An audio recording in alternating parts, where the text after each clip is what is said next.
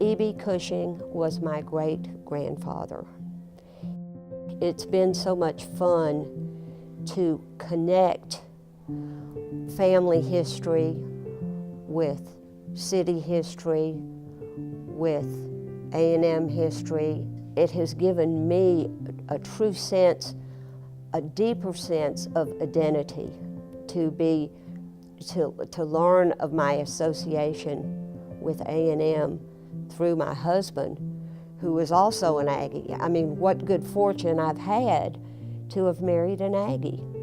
E.B. was born November 22nd, 1863. He lived with his parents in a home that his dad called Bohemia on about a 10-acre plot in what would be west part of Houston at that time. I guess he was educated in a combination between what we would think of the first grade and time to go to college by private tutors, by his parents. He may have gone to what eventually became Houston Academy here in Houston. In 1876, his dad sent him to Austin to study at what was then Texas Military Institute that was run by John Garland James. He went there a year, then he went to A&M in the fall of '77. Unfortunately, Edward Hopkins Cushing died in January of 1879, and we think he came back to Houston to help his mother liquidate his father's business. After his dad died and he moved back, he didn't go back to A&M and start taking classes. In that spring of 1879, he went to work as a surveyor for Ashbel Smith. Ashbel then helped him get a job with the railroads, and he started his railroad career as an axeman. E.B. Cushing was born in Houston in 1862 and enrolled in A&M in 1877, just 1 year after the school opened.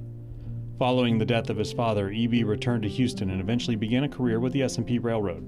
He finished his education at A&M, earning a degree in civil engineering. Cushing established the Alpha Phi X Students Fraternity in 1879, which ultimately merged with the Association of Former Students. Cushing attained the rank of lieutenant colonel in the United States Army, serving in World War I with the Corps of Engineers, and was instrumental building and maintaining rail lines during the war and rebuilding docks after the war. But it was when, in 1912, he was appointed to the A&M Board of Directors and elected its president that he was able to positively affect A&M's future for years to come. Following a mess hall fire and the destruction of Old Main, Texas legislators wanted to move the cadets at A&M to Austin. And literally, the legislators said, hey, you don't have anywhere to feed them, you don't have classrooms to go to. We want you to just pack up and bring the 300 or 400 boys that were in school there over to Austin, and you'll be a branch of the University of Texas. Well, that wasn't going to happen. The legislators did not fund the budget as much as they should have. And he, as the president of the board of directors, he guaranteed $87,000 worth of vendors' bills to help the college keep going. Ladies and gentlemen, inducted into the Corps of Cadets Hall of Honor, Edward B. E.B. Cushing, class of 1880.